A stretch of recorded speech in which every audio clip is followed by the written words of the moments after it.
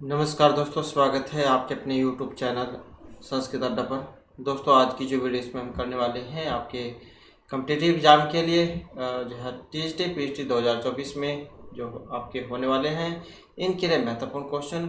और ये क्वेश्चन आपके सभी संस्कृत के एग्ज़ाम के लिए महत्वपूर्ण रहने वाले हैं, चाहे इसमें आपका DT+V वाला एग्ज़ाम है, UGC नेट का है या कोई अन्य एग्ज़ाम है, तो सभी के लिए जो क्वेश्चन यहाँ पर महत्वपूर्ण रहने वाले हैं। तो जिसमें है हमारा जो यहाँ पर पहला जो क्वेश्चन है, सम्यक दर्शन आदि ज्ञान गुण जनित क्षय उपसमनिमित्तम अवच्छिन्न विषम ज्ञान। सम्यक दर्शन आदि के कारण होने वाले क्षय के उपशमन बचाव के कारण अन्य विषय का ज्ञान क्या कहलाता है? श्रुतम मति अवधि या मन है पर्याय। तो इसको क्या कहा गया है? इसको कहा गया है अवधि। अर्थात अवधि किसको कह देते हैं? अवधि मतलब जो समय जो है उसको कह देते हैं अवधि, काल या समय। और जैन दर्शन में ज्ञान के दो भेद माने गए थे, जिसमें प्रोक्ष ज्ञान और अप्रोक्ष ज्ञान। जो प्रोक्ष ज्ञान है इसके दो भेद हो जाते हैं, मति ज्ञान और श्रुति ज्ञान। और जो अप्रोक्ष ज्ञान है इसके तीन हो जाते हैं, अवधि ज्ञान, मन है पर्याय ज्ञान और केवल ज्ञान। तो इंद्रिय और मन के निमित्त के बिना ज्ञान रूपी पदार्थों और उनकी कुल पर्याय को स्पष्ट जानना ही अवधि ज्ञान है। तो यहाँ पर जो है ये अवधि जो है इनके बारे में है, तो आंसर ऑप्शन सी वाला है। इसके बाद आ जाता है सिद्धांते वैश्वदेवेन यजेत इत्यत्र वैश्वदेव पदम यजनामाध्यम अस्ति उत्पत्ति श्रेष्ठ गुल बलिहित्वात् तत्प्रत्यशक्य शास्त्रात् तद उपदेशात या वाक्य भेद भयात। तो सिद्धांते वैश्ववेदेन यजेत, और इसका जो यहाँ पर संबंध है ये तत्प्रत्यक्ष शास्त्रात्, इससे माना गया है।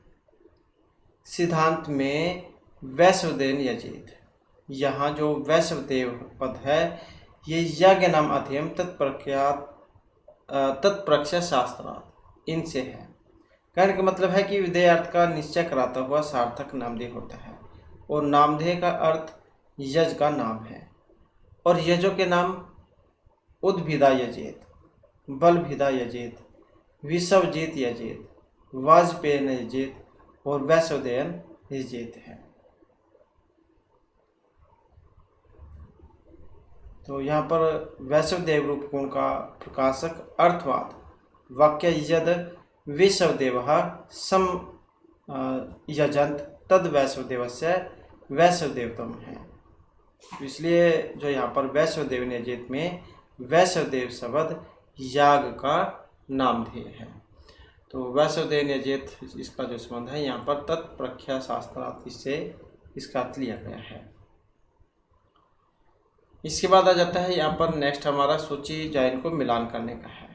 और सूची मिलान करने में जिसका भी पहले पता हो उसी का आप जो है यहाँ पर मिलान करके इसमें देख सकते हैं। तो जैसे यहाँ पर निपात है, निपात का संबंध है उच्च वचेषु अर्थेषु निपतन्ति।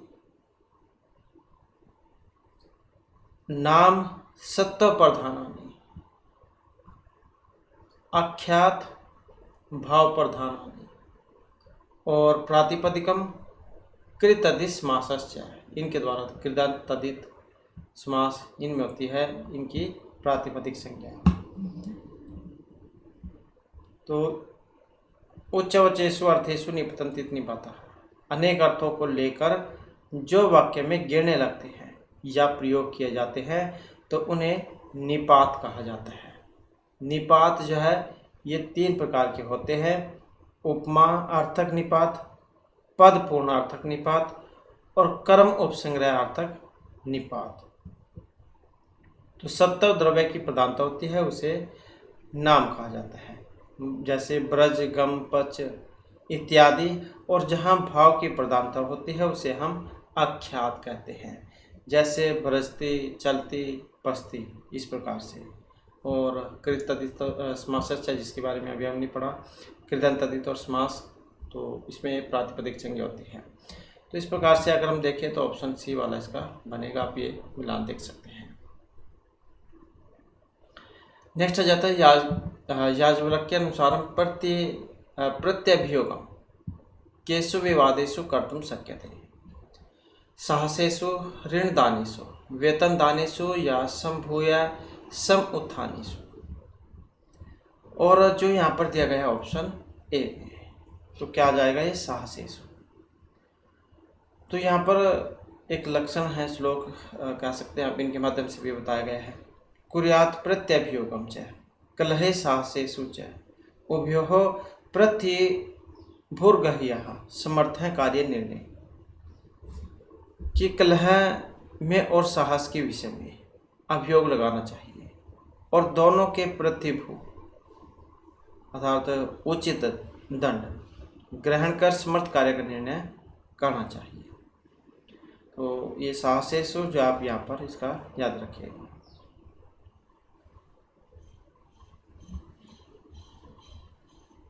इसके बाद जो नेक्स्ट आ जाता है रस आदि ध्वनों अंतर्भवत है। वस्तु ध्वनि, अलंकार ध्वनि, रस ध्वनि या फिर भाव ध्वनि। तो यहाँ पर जो इसमें कोट वाला क्वेश्चन है, दो आंसर इसके हो जाएंगे, तो ऑप्शन सी वाला। तो जिसमें जो सी है रस ध्वनि और जो टी है भाव ध्वनि, तो इनको माना गया है। तो रस आदि ध्वनि में जो है रस ध्वनि और भाव ध्वनि ये होती है। ध्वनि के दो भेद होते हैं, काव्य में हमने पढ़ा भी है पहले, लक्षण मूला ध्वनि और अभिधा मूला ध्वनि। फिर जो ये अभिधा मूला जो ध्वनि होते हैं, इसके भी दो भेद होते हैं, असमलक्षक क्रमव्यंग्य ध्वनि और समलक्षक क्रमव्यंग्य ध्वनि। फिर जो पहले वाला है समलक्षक क्रमव्यंग्य ध्वनि, इसके भी तीन भेद होते हैं, स्वशक्ति उत्थत, अर्धशक्ति उत्थत और उभय शक्ति उत्थत। तो स्वशक्ति उत्थत के वस्तु ध्वनि और अलंकार ध्वनि दो भेद हो जाते हैं, और अर्थ शक्ति के 12 भेद हो जाते हैं, और उभय शक्ति के 1 भेद हो जाता है। तो इस प्रकार से भेद पर भेद होते चले जाते हैं। तो आप इतना याद रखिएगा, रस आदि ध्वनि अंतर्भवती, रस ध्वनि और भाव ध्वनि। नेक्स्ट आ जाता है यथोचितम मेलनम कृत। इनका भी आपने सही मिलान करना है, उच्चारण स्थान जो उसमें से है। जैसे यहाँ पर स्पर्श समघर्षी पूछा गया है, ये कौन से वर्ण होते हैं। तो यहाँ पर जो स्पर्श समघर्षी जो च, इसको माना गया है। समघर्षी घर्षण के साथ जो निकलते हैं स स स उस वर्ण क्या देते हैं इनको, तो ये वाला हो जाएगा। स्पर्श वर्ण कौन से होते हैं, तो जो ट आ जाएगा स्पर्श वर्ण में, और अर्ध स्वर जो आपके अंतस्थ वर्ण होते हैं यार अलावा, तो वो वाला हो जाएगा। तो या और वह जो है अर्ध स्वर में आते हैं। तो इस प्रकार से आप जो है इनका मिलान करके देख सकते हैं। तो ऑप्शन बी वाला जो है इसमें बनेगा। तो जो स्पर्श समघर्षी जो है, इसमें ये जो चौरक जो है च छ ज ये वाला आ जाएंगे। समघर्षी में उस वर्ण जो होते हैं श स स ये वाले आ जाएंगे। और स्पर्श वर्ण जो होते हैं स्पृष्ट भी कह देते हैं इनको, स्पृष्ट। तो ये आपको का से लेकर मा तक जो होते हैं वर्ण, कोरक चौरक त्वरक त्वरक त्वरक, ये सारे आ जाते हैं। और अर्धस्वर में या व जो है ये आ जाते हैं। इसके बाद आ जाता है अगला क्वेश्चन हमारा, वास्तव औपमेय अतिशय श्लेषः इति रूपेण अलंकाराणाम चतुर्था विभाजनम करोति, दंडी रुद्रटः वामनः या हेमचंद्र है। तो यहाँ पर जो है इसमें ऑप्शन बी वाला है हमारा। तो कौन है, रुद्रट है। तो वास्तव औपमेय अतिशय श्लेष, इस तरह अलंकारों का 4 प्रकार से विभाजन आचार्य जो रुद्रट है इन्होंने किया था। तो इन्होंने 4 जो भाग इसमें किया था, जिसमें वास्तव वर्ग में 23 थे, औपमेय वर्ग इसमें जैसे ये वाला है वास्तव, तो इसमें 23, और जो दूसरे नंबर का है औपमेय तो इसमें 21, और ये जो अतिशय वर्ग है इसमें 12, और जो श्लेष है इसमें 1 अलंकार माना गया है। तो रुद्रट जो इन्होंने अपने काव्य में रस दोष को विरस नाम से अभिहित किया था, और कौन सा काव्य इनका? काव्य अलंकार, जो कि विषय की दृष्टि से अत्यंत क्या महत्वपूर्ण माना गया है। और 16 अध्याय में पूर्ण है। प्रथम जो अध्याय है इसमें काव्य के प्रयोजन हेतु बताए गए हैं। द्वितीय जो है इसमें काव्य लक्षण, रीति, भाषा भेद, वक्रोक्ति आदि 3 शब्द अलंकारों के बारे में बताया गया है। तृतीय चतुर्थ में यमक और श्लेष के बारे में वर्णन है। पांचवें में चित्र काव्य के बारे में है। षष्ठ में शब्द दोष एवं उनका परिहार है।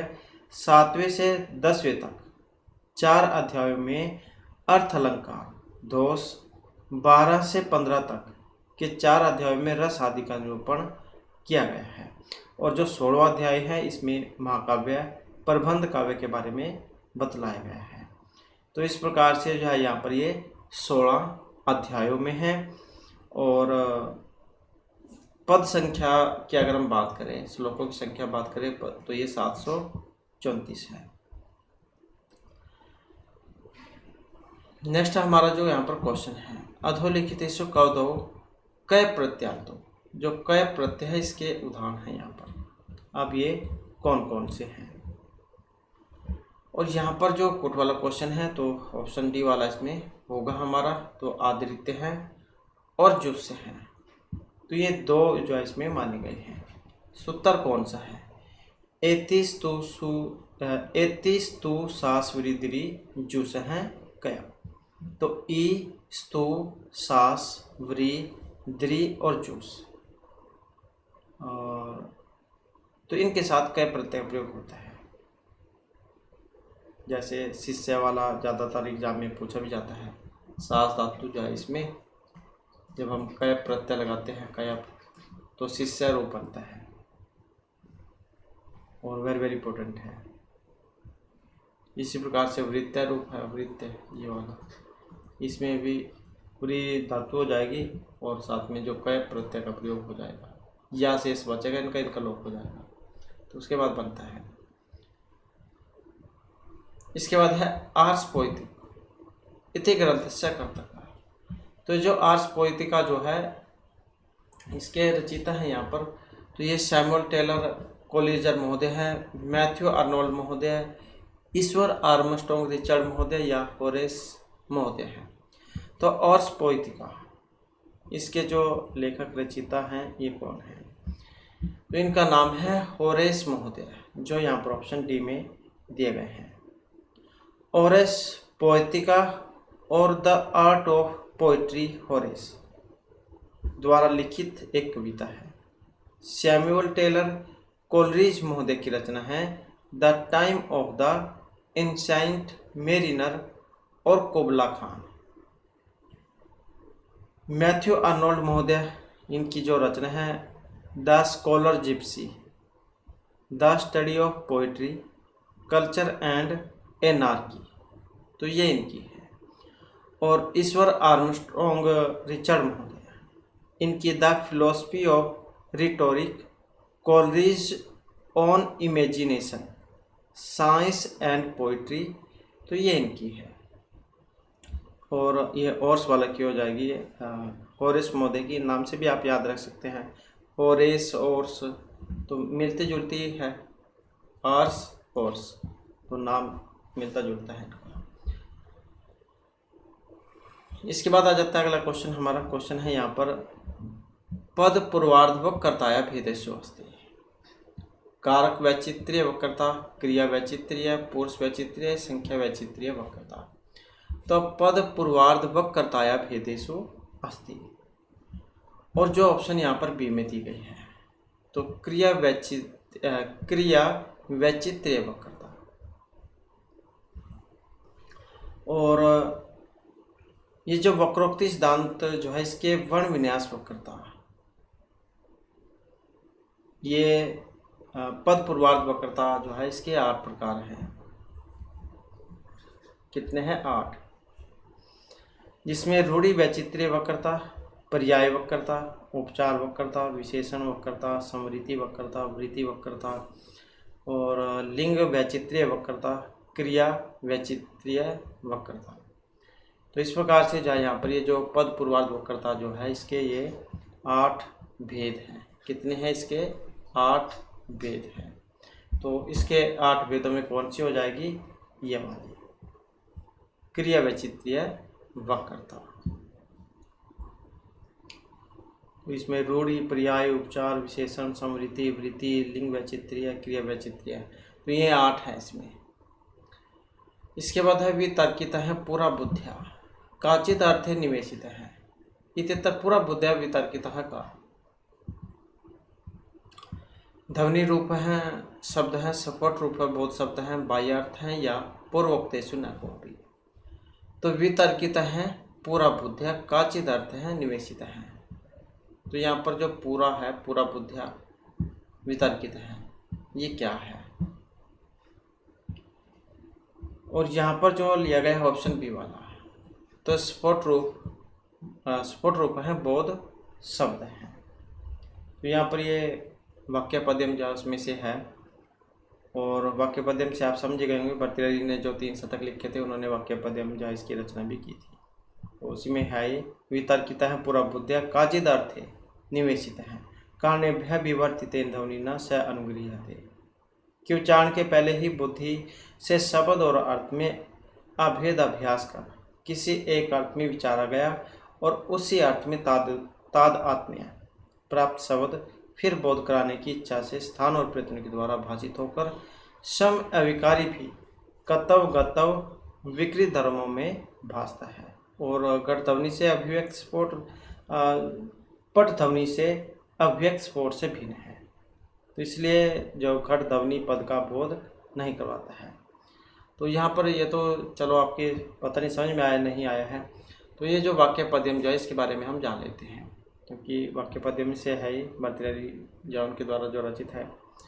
तो इसमें कुल 3 खंड है। वाक्य पद्यम जो है इसमें कितने हैं? 3 कांड हैं इसमें, 3 कांड। कौन कौन से कांड है इसमें? ब्रह्म कांड, ब्रह्मा कांड एक तो ये वाला है, और वाक्य कांड है एक, वाक्य कांड, और एक पद कांड है, पद कांड। तो ये 3 हैं, ब्रह्मा, वाक्य और पद कांड। इसमें 156 कारिकाएँ, इसमें 486 कारिकाएँ, और इसमें जो है 1218 और 1860 इतनी कारिकाएँ हैं। तो ये 3 कांडों में इतना आप याद रखिएगा, ब्रह्मा, वाक्य, पद, वाक्य पद्यम। इसके बाद है एक रसांगी कर्तव्य है, विरह श्रृंगार एवं इति कस्याचार्य से उक्ति पंडित राजस्य धनजस्य मम्मटस्य या विश्वनाथस्य। तो इस उक्ति का संबंध है, और इस उक्ति का जो संबंध है ये धनंजय से है, जो ऑप्शन बी में यहाँ पर दी गई है। तो आचार्य जो धनंजय है उनके अनुसार काव्य में एक ही रस श्रृंगार अथवा वीरस होना चाहिए। एक का रस अंगी कर्तव्य है, वीरा श्रृंगार है एवं। तो आचार्य धनंजय के अनुसार काव्य में एक ही रस श्रृंगार अथवा वीरस होना चाहिए, तो श्रृंगार या फिर वीर। नेक्स्ट आ जाता है यहाँ पर हमारा कथन वाला क्वेश्चन है। तो अधोलिखितम कथन द्वयमाश्रित्य समुचितम उत्तरम चिनुत। अन्वीक्षिक के त्रयवार्ता नाम योगक्षेम साधन दंड है। दुष्परिणीत काम क्रोधाभ्याम ज्ञानात् वानप्रस्थ परिवार्जकानापि कौप्यति। तो सही जो है इसमें कौन से वाला है? अब यहाँ पर जो इसमें सही है जो ऑप्शन ए में दिया गया है, ये दोनों ही जो यहाँ पर सही है। कहाँ से लिया गया है ये? तो ये जो अर्थशास्त्र है उसमें से है, अर्थशास्त्र में से, और अर्थशास्त्र कौटिल्य के द्वारा रचित है, इतना आप याद रखिएगा। तो अर्थशास्त्र के रचनाकार कौटिल्य के अनुसार 4 प्रकार की जो विधाएं हैं वो बताई गई हैं। 4 प्रकार की विधाएं, 4 प्रकार की जो विधाएं हैं ये बताई गई हैं। अनुवीक्षिकी, त्रयी, वार्ता, दंड नीति। आनुवंशिकी, त्रयी, वार्ता और दंड नीति। तो ये 4 बताई गया, आनुवंशिकी, त्रय, वार्ता, नाम, योग, क्षम, साधन, दंड है। आनुवंशिकी हो जाएगी और ये कि त्रयी, वार्ता और दंड नीति, तो ये मानी गई है।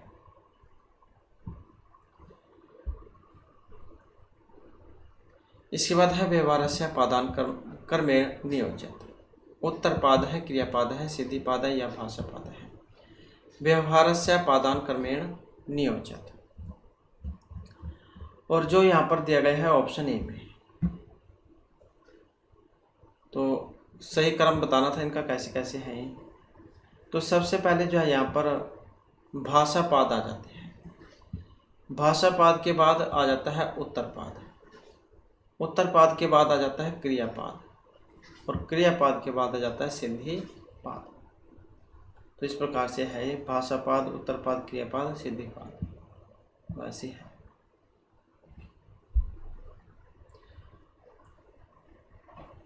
इसके बाद है अर्थशास्त्रे तंत्र युक्तीनां विवेचनं कस्मिन् अधिकरणे प्राप्यते। तंत्र युक्तियों का विवेचन किस अधिकरण में हमें प्राप्त होता है? द्वितीय, नवमे, त्रयोदशे या फिर पंचदशे। तो अर्थशास्त्र तंत्र युक्तीनां विवेचनं कस्मिन् अधिकरणे प्राप्यते, और यहाँ पर जो इसमें हमारा आंसर है ऑप्शन डी वाला। तो कौन से में है? पंचदशे अर्थात 15वें में। और अर्थशास्त्र किनका है? कौटिल्य जो है, जिन्हें चाणक्य कह देते हैं, इनके द्वारा रचित है ये, जिसमें राजव्यवस्था, कृषि, न्याय, राजनीति इनके बारे में बताया गया है। और इनकी जो शैली उपदेशात्मक और सलाहात्मक है। तो इसमें अगर हम यहाँ पर अधिकरणों की बात करें तो जो है 15 अधिकरण है। इसमें कितने अधिकरण हैं? 15। तो अधिकरणों की संख्या 15 है। और कौन से है इसमें? जिसमें विनय अधिकरण, अध्यक्ष प्रचार, धर्मस्थी अधिकरण, कंटक शोधन, वृत्त अधिकरण, योगजन्य अधिकरण, सारगुण्य है, व्यसन अधिकरण, अभ्यासात्मक अधिकरण, संग्रामादि अधिकरण, संघवृत्त अधिकरण, आबलीय साधिकरण, दुर्गलंभ उपाय अधिकरण, औपनिषदि अधिकरण और तंत्र युक्त अधिकरण। तो ये तंत्र युक्त की जो यहाँ पर बात हुई है, ये 15वें नंबर की है, जो सबसे लास्ट बार अधिकरण है।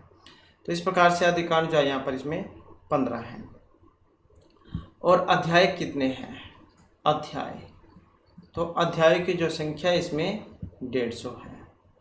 और इसमें जो उपविभाग जो है, उपविभाग, तो उपविभाग कितने हैं? तो इनकी संख्या 180 है। और श्लोक कितने हैं इसमें? श्लोकों की जो संख्या है ये 6000 है। तो इस प्रकार से जो ये इतना आपने याद रखना है। अर्थशास्त्र जो कौटिल्य जो इनके द्वारा रचित है, चाणक्य का देते हैं, जिनको 15 अधिकरण है, 150 अध्याय हैं और 180 विभाग हैं, और जो 6000 इसमें श्लोक हैं। इसके बाद आ जाता है अगला क्वेश्चन हमारा, ये तो चितम मेलनम करो। इनका क्या है? यहाँ पर जो सही जो मिलान है वो आप निकालना है। जिसका पहले पता उसी का आप एक बार मिलान करके इसमें देख सकते हैं। तो जैसे महर्षि पतंजलि है, इनके सभी जानती हैं, तो इनके द्वारा है इष्टि। और नागेश भट्ट, इनका है लघु सब इंदु शेखर है। कैयट जो है इनके प्रदीप हैं। और जिनेंद्र बुद्धि, तो इनका जो एक बच गया है विवरण पंजिका, तो ये वाली है। तो इस प्रकार से इनके द्वारा ये रचित है। तो ये जो जैसे नागेश भट्ट है, इन्हें इनके अलावा और कौन कौन से लिखे थे नागेश भट्ट ने? तो एक तो यही हो जाएगा यहाँ पर लघु शब्द इंदु शेखर हैं, एक बृहत शब्द इंदु शेखर हैं, परिभाषा इंदु शेखर हैं। तो ये 3 हैं। कैट की बात करें तो इन्होंने एक ही लिखी थी, ये प्रदीप। तो ये क्या है? प्रदीप नाम की एक टीका है, जो महाभाष्य जो है इस पर लिखी गई थी, महाभाष्य पर लिखी गई थी ये प्रदीप नाम की टीका। जिनेंद्र बुद्धि, इनकी एक ही है ये विवरण पंजिका। और पतंजलि जैन को जानते हैं आप, महाभाष्य लिखा है इन्होंने, योग सूत्र लिखा है, महानंद काव्य लिखा है, सामवेदीय निदान सूत्र भी इन्हीं का ही है। तो ये सारे इनके हैं। इस आधार पर अगर हम यहाँ पर देखें तो ऑप्शन जो है सी वाला इसका हो जाएगा। नेक्स्ट हमारे यहाँ पर क्वेश्चन आ जाता है अधोलिखित से ध्वनि परिवर्तन से कारणम नास्ति। यहाँ पर ध्वनि परिवर्तन जो है इनका एक कारण नहीं है। अब एक कारण कौन से वाला नहीं है? भा अवेशा शीघ्र भाषणम एकांत वार्ता या कृत्रिमता। ध्वनि परिवर्तन का एक कारण नहीं है, जो ऑप्शन सी में यहाँ पर दिया गया है एकांत वार्ता। तो इसके अलावा ये सारे आ जाते हैं। अभ्यंतर प्रयत्न में कौन कौन से हैं? प्रयत्न वैसे तो 2 होते हैं, अभ्यंतर बाह्य, उसमें 4 स्थान में हमने पढ़ा भी है। अभ्यंतर 5, बाह्य 11 होते हैं। लेकिन यहाँ पर अगर हम बात करें तो इसमें अभ्यंतर कारण जो है इसमें मोक्षुक आ जाते हैं, अनुकरण की पूर्णता, प्रयत्न लाघव, अशिक्षा, शीघ्रता, बल, आघात, सादृश्यता, भाव, आवेश, ये आ जाते हैं। और बाह्य कारण की बात करें तो इसमें व्यक्तिगत भिन्नता आ जाती है, भौगोलिक कारण आ जाते हैं, सामाजिक परिस्थिति आ जाती है, अन्य भाषाओं का प्रभाव, ये आ जाते हैं। इसके बाद जो हमारा नेक्स्ट जो क्वेश्चन है कैंसर किससे संबंध है, यहाँ पर भी किसका किसके साथ संबंध है, तो यही जो आपने बतलाना है। तो सूचक में जो काव्य शास्त्री जो कृतियाँ दी गई हैं और दूसरे में जो है यहाँ पर टीकाकार दिए गए हैं। तो जैसे अलंकार सर्वस्व है तो किन के द्वारा रचित है? ये जो जयरथ जैन के द्वारा। काव्यादर्श किन का है? तो यह है केशव भट्टारक है, केशव भट्टारक है। चित्रमीमांसा तो यह धारानंद, और साहित्य दर्पण यह है अनंत दास है। तो इस प्रकार से जो है यहाँ पर इनका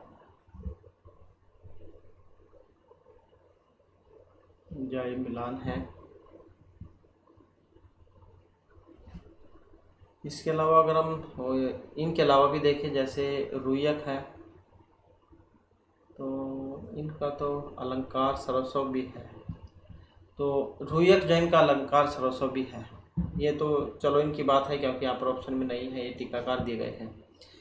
इसके अलावा अगर हम देखें तो जैसे अलंकार सरस्व है तो ये जो रुयक जो है इनका है, रुयक इनका है अलंकार सरस्व, क्योंकि ये टीकाकार है यहाँ पर। और काव्यादर्श किनका है? तो ये दंडी जो है, दंडी का है काव्यादर्श। और चित्रमीमांसा ये अप्य दीक्षित जो है इनकी है।